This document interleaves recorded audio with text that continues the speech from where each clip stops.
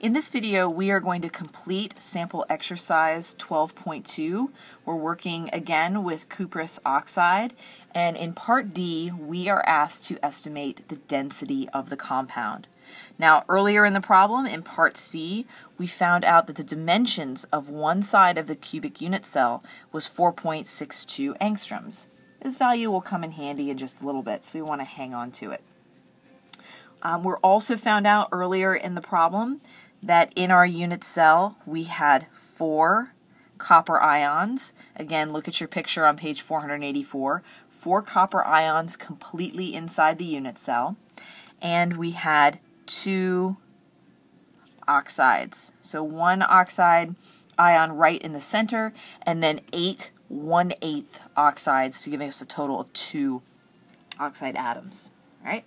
Now we're also told in the problem the atomic weights of each of these.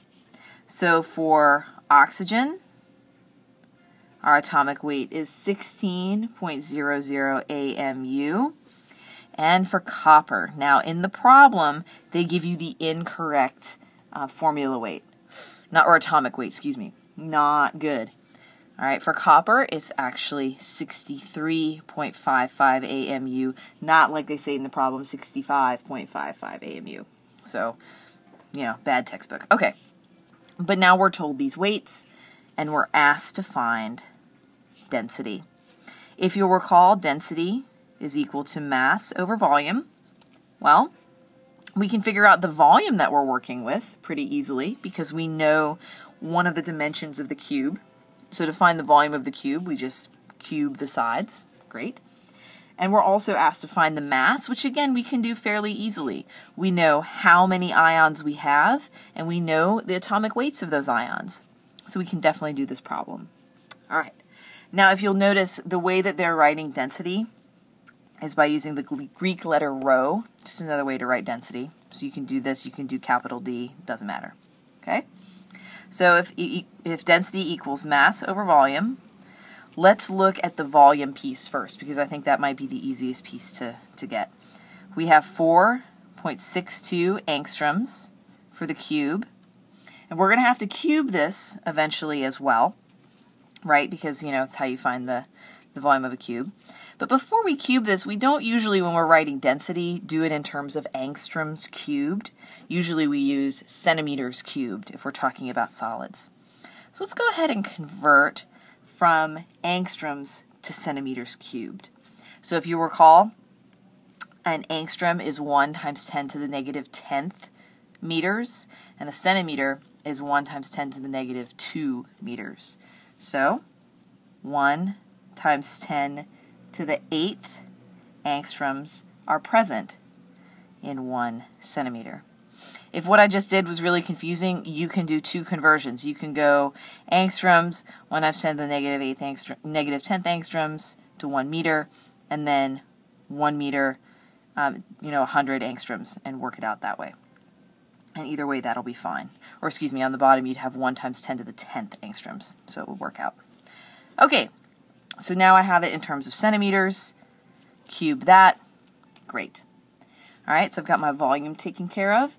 Next, I need to work on my mass. Well, I've got 4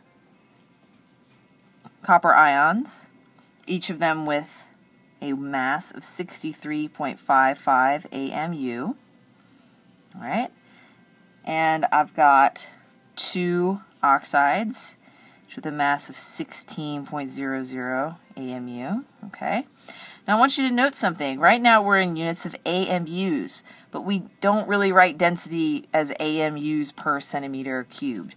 We're going to have to do a conversion here as well. Okay. So we're going to have to convert from AMUs to grams. There are 6.02 times 10 to the 23rd AMUs in 1 gram. All right, so AMUs are going to cancel, and when I do this on my calculator, assuming that I've done everything correctly, let's see, 4 times, you guys can race me, times 63.55 plus 2 times 16, okay, divided by 2/23. Okay, so for my top piece, I get 4.75 times 10 to the negative 22. Okay. And then I've got that number divided by 4.62 to the negative 8th cubed. All right. I should get, this was just 4.62 times 10 to the negative 8th cubed that. Put that in my calculator, and I should get 4.82, this is grams per centimeter cubed.